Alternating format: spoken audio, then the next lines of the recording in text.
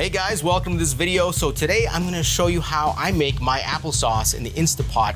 And the cool thing about this recipe is it's a budget-friendly recipe. So we're actually gonna take apples from the discount shelf at the grocery store, which is a low-value item, and we're gonna convert it into applesauce, which is a high-value item that you can share on your kitchen table with your family and friends. And the great thing about applesauce is it's a perfect snack. It's low sugar, you're eating fruits, it's tasty, and you avoid those nasty sugars and chocolates and all those chemicals and those candy bars and other snack items. So this is a great snack option. And of course, if you're making things like potato pancakes or something, applesauce on top, absolutely amazing. Oh, and I forgot to mention, what we're gonna do is after we finish the applesauce, we're gonna test it against the store-bought applesauce to see which one tastes better. All right, so with that being said, let's get into it. Okay, so first thing we have to do is the prep. So I'm gonna go ahead and peel all these apples and prep all the ingredients, and then I'll be back with the mise en place. And you know what? For discount apples, these are pretty fresh. They don't feel too soft. All right, so I'm gonna go ahead and prep everything, and I'll be right back. All right, the prep is done. Let's load it all into the Instapot. So here we have 3 pounds of apples. This recipe calls for 3 to 4 pounds of apples, so we're just over with 3 and a little bit. And then we have half a cup of water, and this may not seem like a lot of water, but you got to remember these apples are full of water as well. We have 1 teaspoon of freshly squeezed lemon, and this is completely optional. This is my own thing. I like 1 teaspoon of vanilla extract just to give it that little vanilla flavor. And then in terms of spices, we have 1 teaspoon of cinnamon, a small pinch of salt just to enhance the flavor. And again, this is optional. This is my own thing. 1 teaspoon of lemon zest just to give it a little zing zang. All right, so there we go. It's all in there. All right, so at this point, if you want to add sugar, you can drop sugar into the pressure cooker now and cook it with everything. Me personally, I'm trying to avoid sugar, so I'm not going to add sugar. Plus, the apples are kind of sweet. They're a little more fermented, so they're going to be a little sweeter than fresher apples anyway, so I think we'll be okay.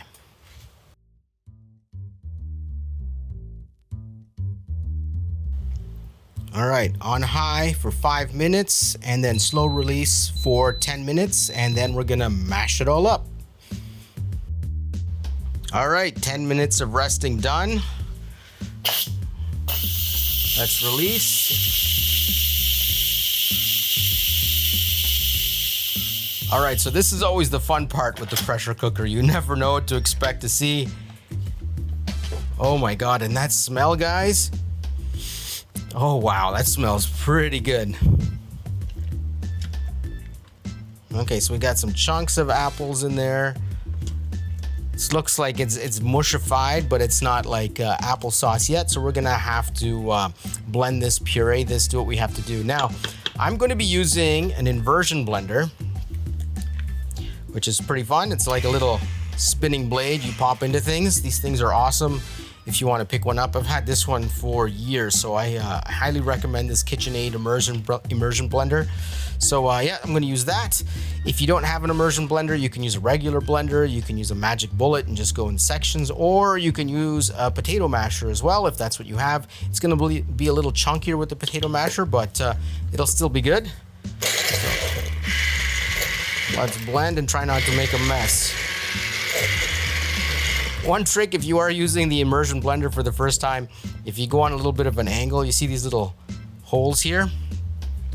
If they do pop out of your soup or your sauce or whatever, it'll spray everywhere. So just be careful.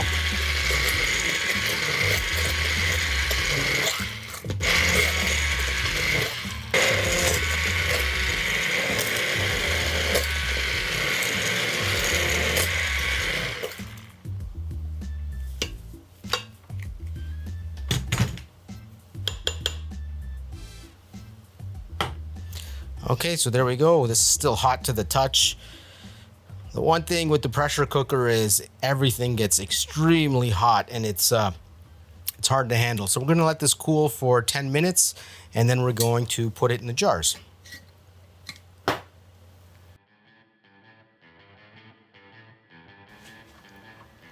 All right, it's been cooling for 10 minutes and now it's go time.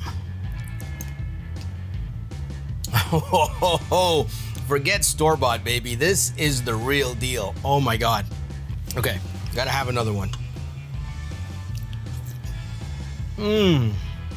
It's creamy, it's decadent. That little touch of salt really brings out the apple flavor. Oh, the only thing I wish is a little bit thicker, but you know what? It'll probably just thicken up as it sits. Wow, that's good. All right, so let's pack these things up.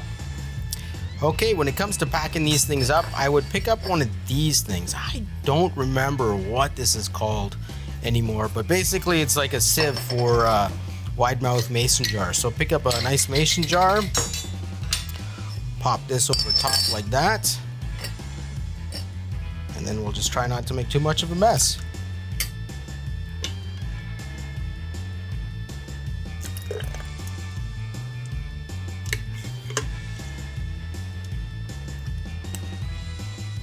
All right, got the applesauce packed away, and oh my God, the flavor is unbelievable. It tastes so good.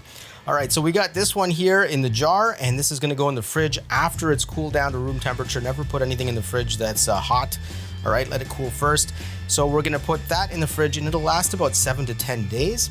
And this one we're gonna put in the freezer, and it'll last about 4 months in the freezer before it starts going bad.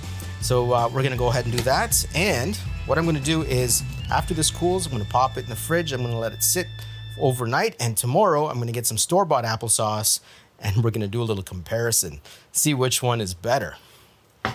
See you tomorrow.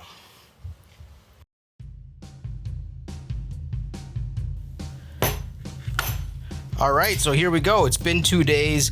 This has been in the fridge overnight, well, since I made it, and this was in the fridge overnight, so they're both nice and cold. And in terms of the ingredients here, it's not too bad. Not too bad. Ascorbic acid, I don't know what that is, but that's the only thing I don't know here. So let's give this a try. Let's get you out of there. So here we have the homemade applesauce that you can feed your family, and here we have the store-bought. And I also got the apple cinnamon flavor here because we have cinnamon here. So let's do this. Let's see which one tastes better, and I will try and be completely impartial and give an honest opinion. So let's see. So right off the bat, you can see one is a little, I guess it's got a little more pulp in there. This one's a little smoother. Let's start with the store-bought.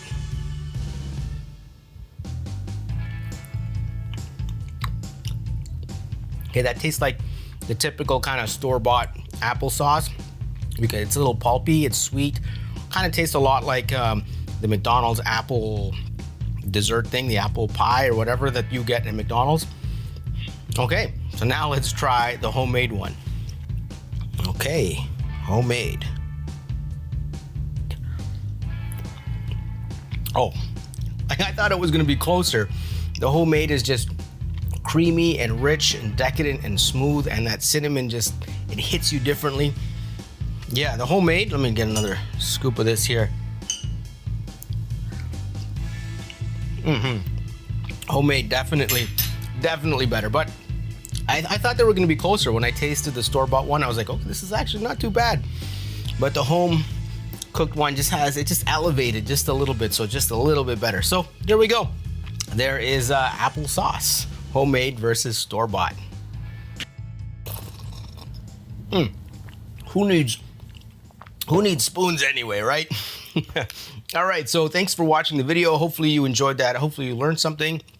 Definitely give this applesauce recipe a try if you have the Instapot or some kind of pressure cooker, and let me know down in the comments, what did you think? How was your sauce?